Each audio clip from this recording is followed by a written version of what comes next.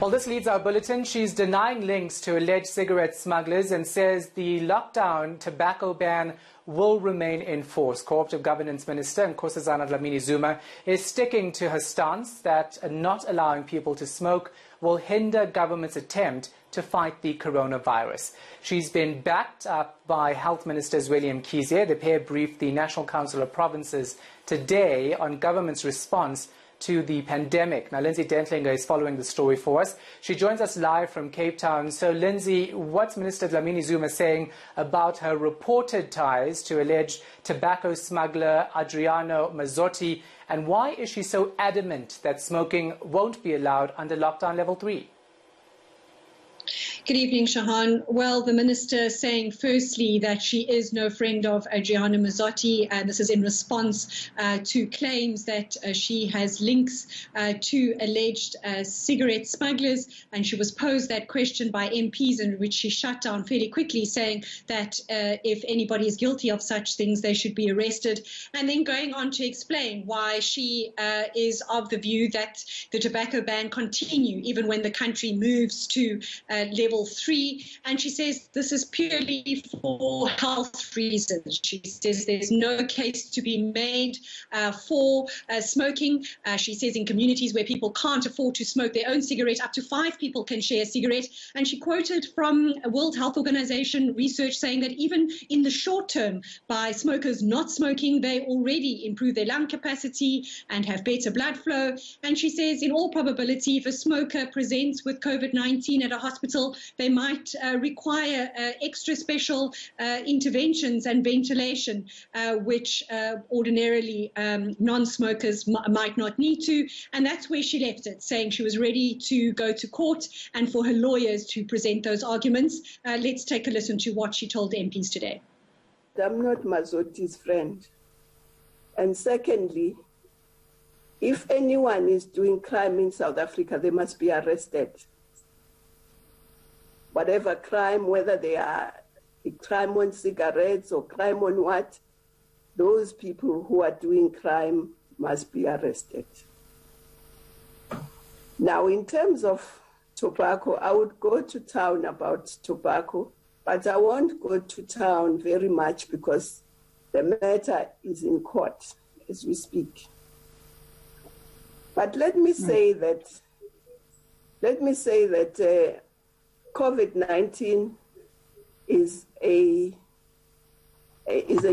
novel virus which affects the lungs, and we know from some of the studies that have come from China and even some that are now coming from the US. There's even a paper also from Oxford, and that indeed people who smoke do have problems with the lungs, as we know, and if they do get the infection, they are more likely than the non-smokers to get a more serious disease. All right, let's move to this. The health minister is debunking claims that the Western Cape has more infections because it's testing more. How's he explaining the situation then? Well, to set the record straight, Shahan, in fact, it's Gauteng which has been testing more people over the last 24 hours and not the Western Cape. And the minister explaining this, the outbreak in the Western Cape accounting for over 80% of the cases, saying that largely the outbreaks here have been what's being termed cluster outbreaks in affected early because many people are asymptomatic. They were the services that were essential services, food processing, factories for medicine production, and so on. But when that happened, each one of the people who was infected went back to their townships and villages and suburbs and spread the infection there. That's why we are having this kind of explosion we are seeing in the Western Cape. Now, that does not mean that the rest of the country did not benefit from the lockdown. It just means that in this case, we need to then focus on a much more intensive approach. And Lindsay, very quickly, the health minister also raising concerns about what lowering the lockdown will mean for the spread of the virus. What's the plan going forward?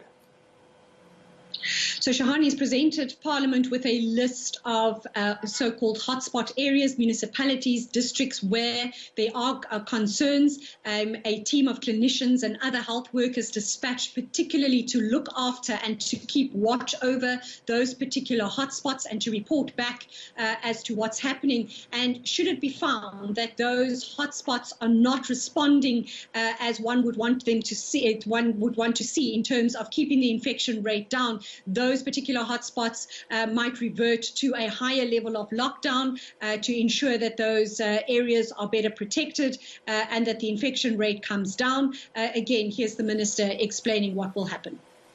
In the event that all of those activities don't add up to reducing the spread of the infection, then you can consider lockdowns. Lockdown in a cluster of wards, lockdown in a whole district. Lockdown, that means basically the rate of the inspection is so high that it is important to actually contain the population in that particular area within one area. That's now when we're dealing with the Wuhan kind of situation. All right, we're going to leave it right there. Our reporter Lindsay Dentlinger is in Cape Town.